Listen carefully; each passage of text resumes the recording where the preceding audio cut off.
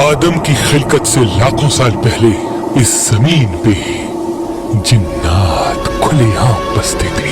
نہ کوئی ملک تھا نہ کوئی ریاست، بس ایک ان کا بادشاہ جس کا نام عزازیل تھا اور اس کی ملکہ جس کا نام قبیر تھا. جیسے کہ اللہ نے لاکھوں مخلوقات کو تخلیق کیا اور مختلف چیزوں کا انتخاب کیا، تو ویسے ہی اس مخلوق کو آگ سے بنایا.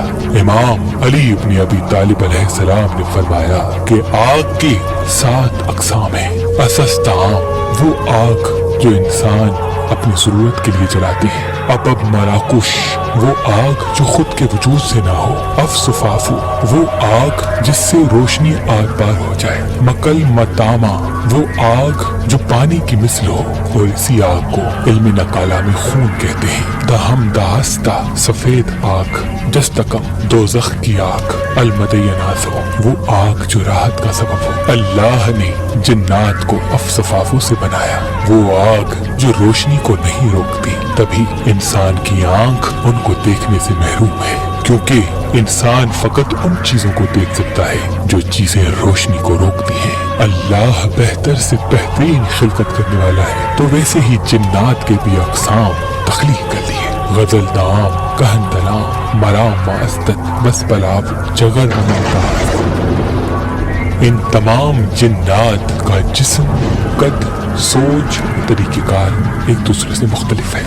غزل دام یہ کان سے محروم ہوتے ہیں اور فقط ایک آنکھ رکھتے ہیں، اور یہ آواز کو اپنی کھال سے محسوس کرتے ہیں. ان کا قد تقریباً 3 فٹ سے زیادہ نہیں ہوتا، اور جنات میں سے سب سے زیادہ ان کی تعداد پائی جاتی ہے. کہن دلام یہ نہ آنکھ رکھتے ہیں نہ کان، صرف ایک ناک رکھتے ہیں اور انسان کی مہک کو پسند کرتے ہیں. جو انسان زیادہ اداس رہتا ہے تو یہ ان کے قریب آ کے ان کے جسم کی گرمی کو محسوس کرتے رہتے ہیں اور پھر اس کے ساتھ رہنا شروع کر دیتے ہیں. ان کا قد بھی 3 فٹ سے زیادہ نہیں ہوتا. مرام ماستت، انہوں نے عزازیل کی آواز پہ لبیک کہہ کے انسان سے دشمنی مول لی، اور ان کے 5 کان، 3 آنکھیں ہوتی ہیں، اور ان کے ہاتھ پاؤں نہیں ہوتے. ان کی رفتار اتنی تیز ہوتی ہے کہ یہ ایک لمحے میں پوری زمین کا چکر لگا سکتے ہیں. ان کا رنگ سرخ ہوتا ہے اور ان کا قد 2 فٹ سے زیادہ نہیں ہوتا.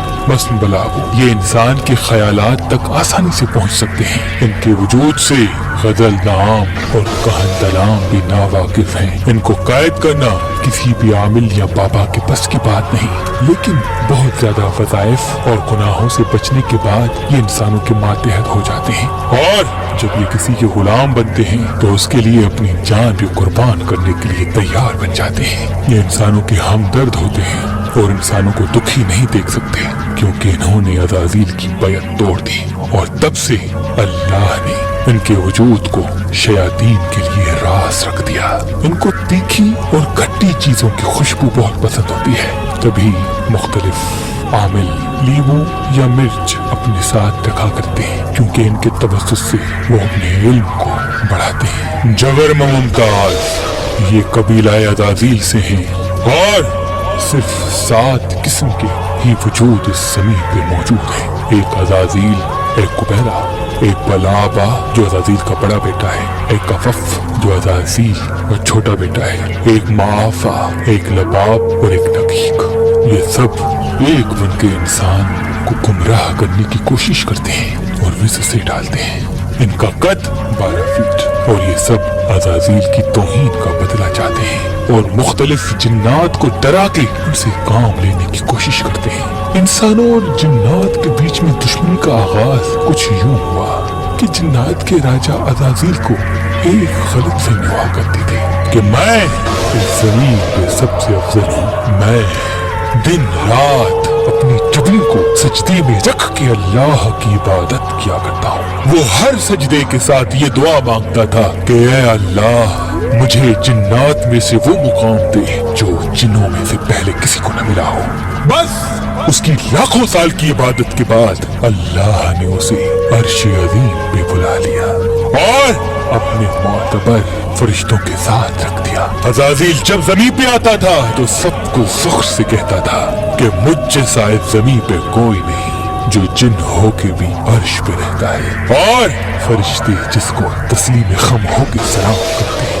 वक्त गुजर ही रहा था कि अल्लाह ने इरादा किया कि अज़ाज़ील ज़मीन पे जाओ और जिन्नात पे ये हुक्म नाफिज करो कि उसका परवरदिगार आलम चाहता है कि वह जजीरों और वीरानों तक महदूद हो जाए। जिन्नात में से कुछ ने इस बात को तस्लीम नहीं किया तो अज़ाज़ील ने अल्लाह की बात पे लब्बैक कह के फरिश्तों के साथ जिन्नों से जंग की और सबको तस्लीम खम कर दिया। अल्लाह ने जिन्नात की ताकत को कम कर दिया। बस तब से रात जिन्नात के लिए, दिन को अल्लाह ने इंसानों के लिए रख दिया।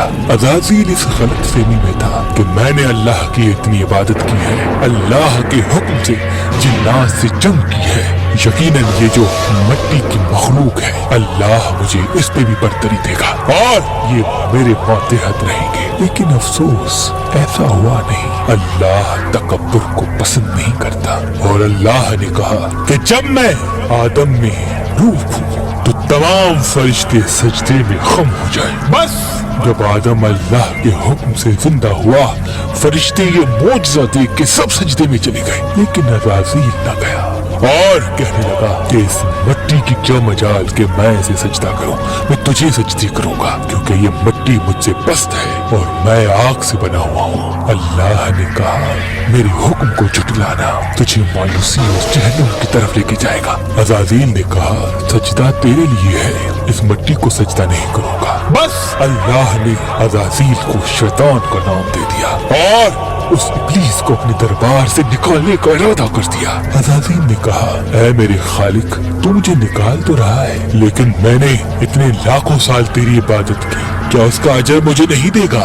तो रहमान ने कहा मांग, क्या मांगता है? उसने कहा बस मुझे इतनी मुद्दत दे और इतनी ताकत दे कि मैं इस मिट्टी की मखलूक को गुमराह कर सकूं और एक दिन रख जिसमें तू हिसाब ले और फिर मैं तुझे बताऊं कि उनमें से कितने तेरे नाफरमान हैं।